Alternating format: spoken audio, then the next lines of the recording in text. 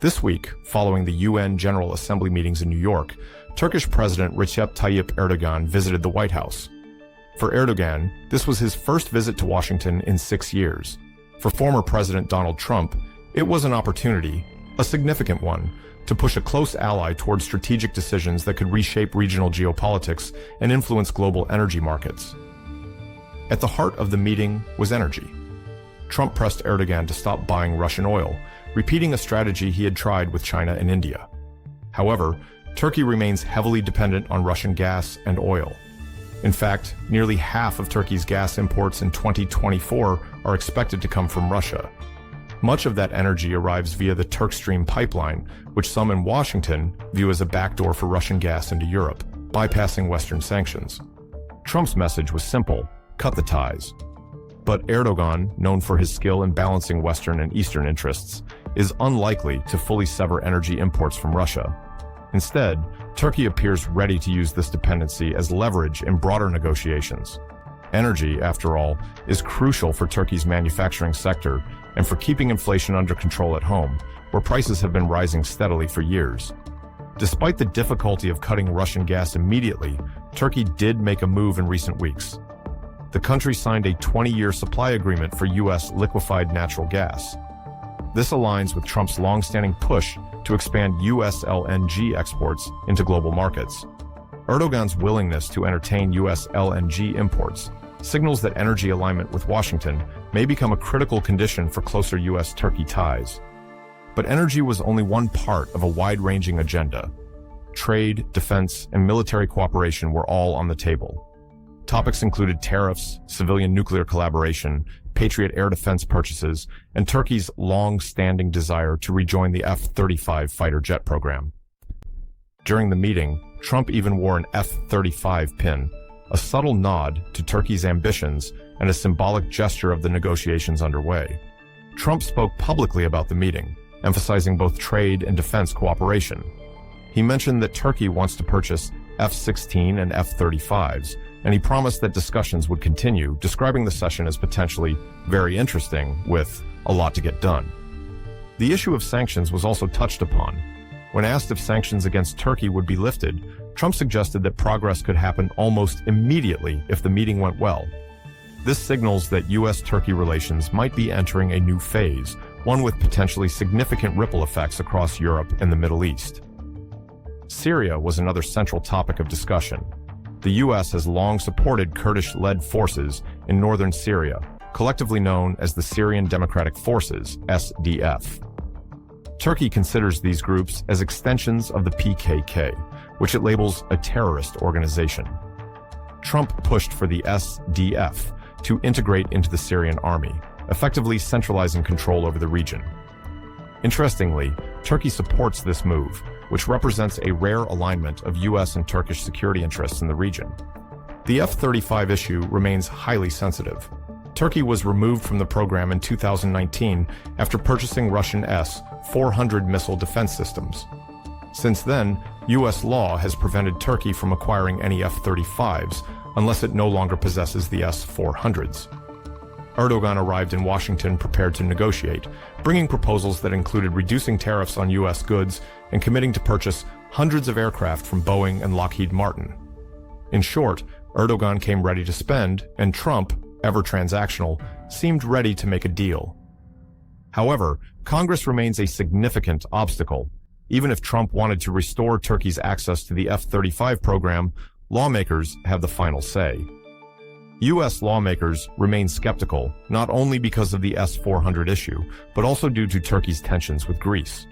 Greece, a close U.S. ally, has already ordered 20 F-35s and is considering 20 more, the exact number Erdogan wants.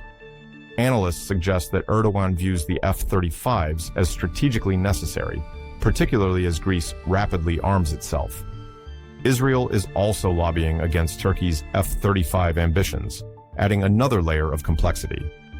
Even if Trump is motivated by the desire to make a deal, Congress and international lobbying efforts make progress uncertain. Reports indicate that Israel and Greece are actively pressuring U.S. lawmakers to reject Erdogan's requests. Erdogan is a master of balancing interests.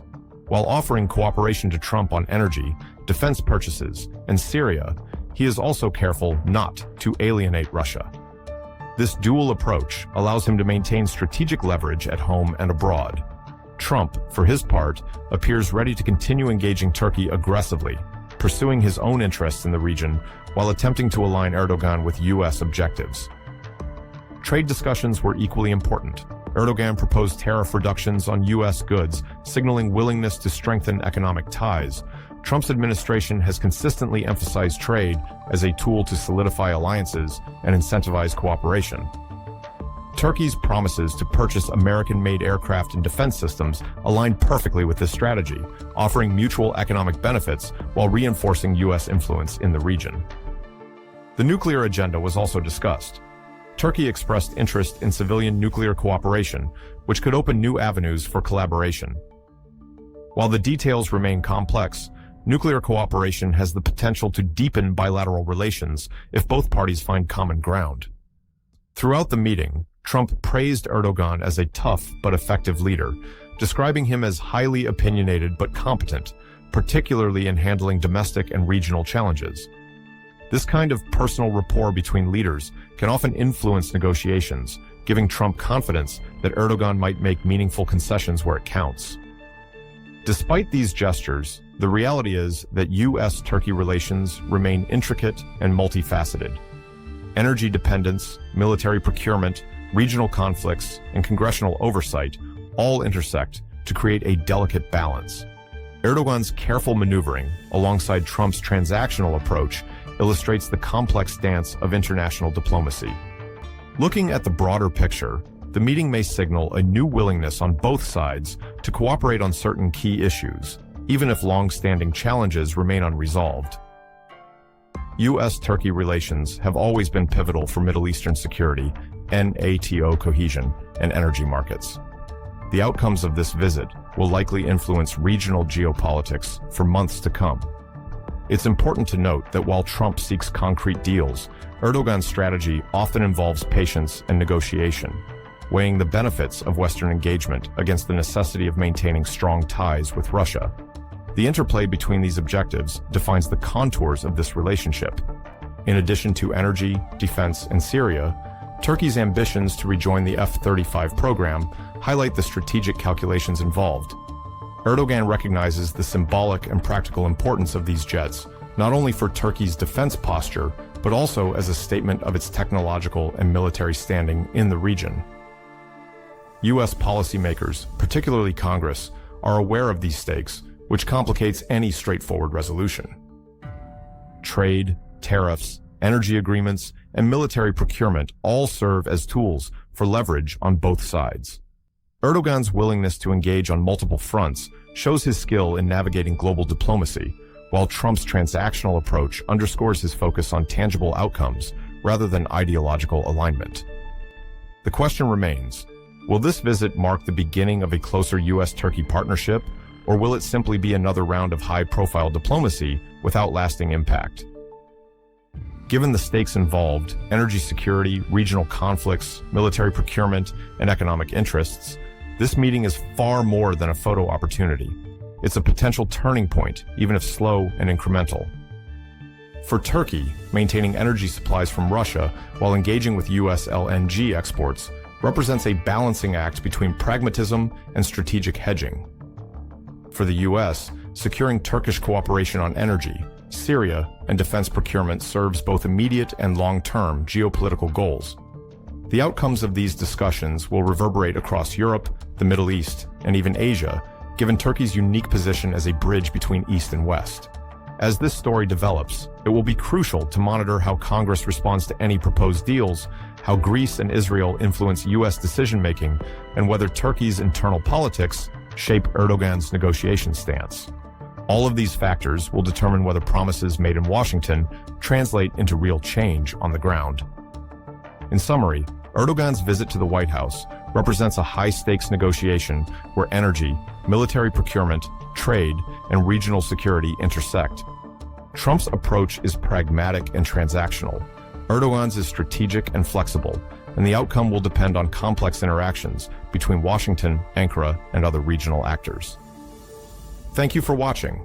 I hope this update gave you a clear understanding of the dynamics at play in US-Turkey relations.